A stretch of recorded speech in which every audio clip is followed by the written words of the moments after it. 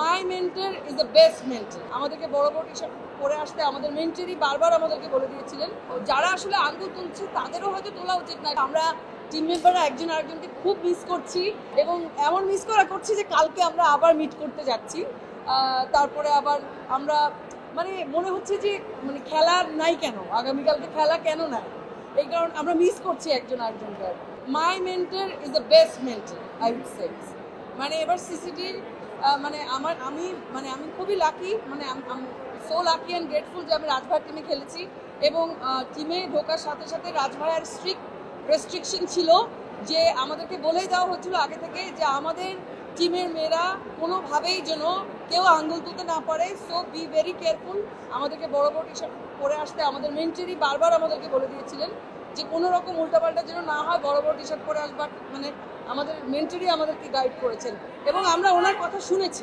We listen to him. আমাদের টিমটা আমরা খুবই সতর্ক ছিলাম প্রথম থেকে এবং এটা আমাদের মেন্টরের একদম স্ট্রিক্ট নির্দেশ ছিল আমাদের উপরে যে কোনোভাবেই আমাদের টিমের মেয়েরা যেন কোনোভাবে উল্টাপাল্টা কেউ যেন বলতে না হয়। আমি মনে করি শিল্পীর ব্যক্তি স্বাধীনতা বিষয়টা আলাদা, কিন্তু আপনি যখন একটা শিল্পী তখন আপনার কিছু দায়িত্ববোধ সমাজ বা দেশের প্রতি আপনার আছে।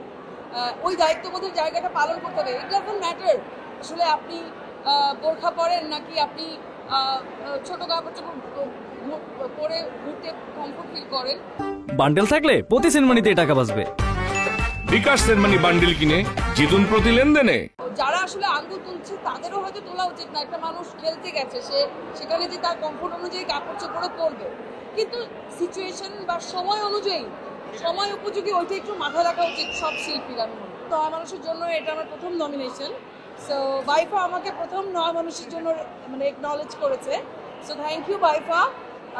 I hope I will enjoy. আসলে নয় মানুষ আমার কাছে খুবই স্পেশাল একটা প্রজেক্ট ছিল।